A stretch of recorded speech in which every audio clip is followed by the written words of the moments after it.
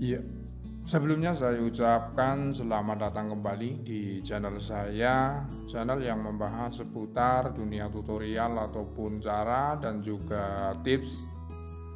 Pada kesempatan kali ini, saya akan berbagi pengalaman saya sebagai skuteris yang mana sesuai dengan judul yang saya terapkan, yaitu cara menyetel ataupun cara menyeting kabel kopling Vespa. Sesuatu hal yang sangat sederhana, namun ini untuk para pemula ya, yang masih bingung ataupun ragu dalam menangani sebuah permasalahan Vespa, sehingga saya buatkan tutorialnya, semoga dapat bermanfaat. Langsung saja untuk tutorialnya, namun sebelumnya jangan lupa untuk di subscribe sebagai tanda persahabatan kita sesama skuteris. Langsung saja, sebelum kita menyeting ataupun menyetel di bagian kabel kopling, ini saya sediakan alat ya, ataupun alat untuk mempermudah penyetingan kabel kopling ya, karena kalau tidak menggunakan alat bantu kayak gini itu sulit karena letaknya berada di bawah mesin. Nah, alatnya cukup menggunakan kabel luar ya, kabel luar pada kopling ataupun kabel luar pada gigi persneling boleh, ini yang dipotong ya. Nah, kemudian setelah pastikan ini masuk ya, kita masukkan di bagian ini, bagian alat pengancingnya atau alat penguncinya ya, kita masukkan. Pastikan untuk masuk ya. Nah, ini saran aja untuk sahabat-sahabat kita, para skuter-skuter pemula, ketika Vespa kita trouble, alangkah baiknya kita selesaikan sendiri ya, jangan ketergantungan sama bengkel, karena sifat dari motor 2 ini kerap sekali mogok ya. Kalau ketergantungan sama bengkel itu repot ya. Langsung saja kita sediakan alat penjepit ataupun tang ya. Nah, caranya pun cukup mudah. Untuk penyetingannya itu setelah pastikan kayak gini ya, semuanya siap. Nah, kayak gini kabel alat bantunya ini sudah kita siapkan kayak gini. Nah, kemudian pengancing atau pengunci ya. Nah, kita japit ataupun kita tahan menggunakan alat penjepit. Nah, pastikan untuk ininya sampai di ujung ya, di ujung koplingnya di bagian sini. Nah, kita pastikan ke atas, kemudian nah setelah kayak gini, nah sebentar ini ya, saya kendorkan terlebih dahulu. Nah, setelah kayak gini pastikan untuk kita tarik ya, kita tarik supaya nggak ada ruang yang longgar. Nah, namun jangan terlalu kencang dalam penarikannya, nanti dampaknya itu Vespa ngublin terus ya.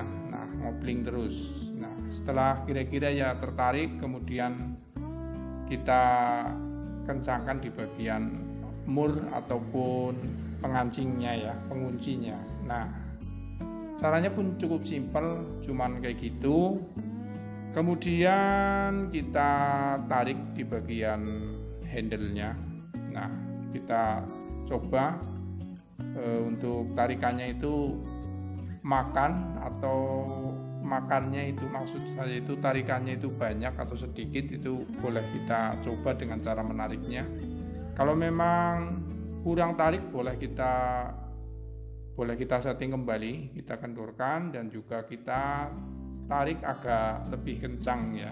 Nah, namun jangan terlalu kencang. Kalau terlalu kencang itu biasanya itu untuk kickstarternya kalau kita genjot itu ngopling ya. Nah, oleh karena itu dalam penyetingan ini memang harus benar-benar kita sesuaikan supaya tidak terlalu kencang dan juga jangan terlalu kendor ya. Kalau terlalu kendor itu tidak ngopling, koplingnya tidak berfungsi. Nah, sesuatu hal yang sangat sepele namun ya alangkah baiknya itu para skuter-skuter, khususnya para skuter pemula ini wajib bisa menyeting kopling, karena untuk kopling ini memang sering putus ya, apalagi kalau kabel luarnya udah tua itu sering sekali putus. Oleh karena itu kita belajar untuk menyelesaikannya sendiri. Nah, setelah pastikan semuanya kencang, tinggal di bagian ujung ini kita ikatkan kayak gini ya. Nah, alat bantu untuk penyetingan kopling ini sangat bermanfaat karena mempermudah kita untuk menyetingnya, sehingga tidak harus, karena maksud saya itu tidak harus ke bawah-bawah ya, karena nah setelah itu kita tarik handle koplingnya kayak gini. Kita coba untuk menggenjot pada kickstarter. Nah, ini sudah ngoto belum? Kalau memang belum, boleh kita, nah di sini belum ngopling ya. Nah, ketika kita tarik ini belum ngopling, ciri-cirinya itu kipasnya masih berputar. Nah, hal ini dikarenakan untuk tarikan koplingnya itu kurang kencang lagi. Nah, dengan hal tersebut itu kita setting kembali dengan tarikan yang lebih kuat lagi. Nah, kita naikkan lagi untuk settingannya. Kabel koplingnya kita tarik kembali agak lebih kencang, atau kita naikkan, kita kencangkan lagi supaya untuk koplingnya itu berfungsi ya. Nah, kita coba kembali untuk menariknya agak lebih kencang. Nah, itulah cara menyetingnya kayak gitu ya. Kita tesnya menggunakan kopling kita tarik dan genjot di bagian kickstarternya.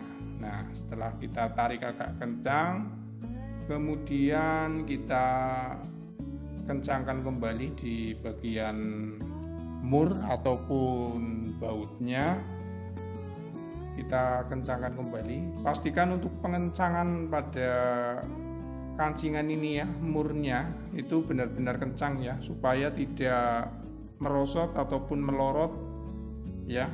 Nah, ini kita kencangkan, bila perlu menggunakan alat jepit kayak gini ya, supaya benar-benar kencang sehingga saat kita tarik koplingnya ini tidak merosot. Nah, setelah pastikan kencang, kita tarik kembali di bagian handle koplingnya, kemudian kita genjot di bagian kickstarternya kayak gini. Nah, oke. Nah, di sini sudah libur ya. Nah, di sini kipasnya udah tidak bergerak. Hal ini membuktikan kalau tarikan koplingnya sudah beres. Terima kasih, mungkin cukup itu saja sedikit penjelasan dari saya. Semoga dapat bermanfaat.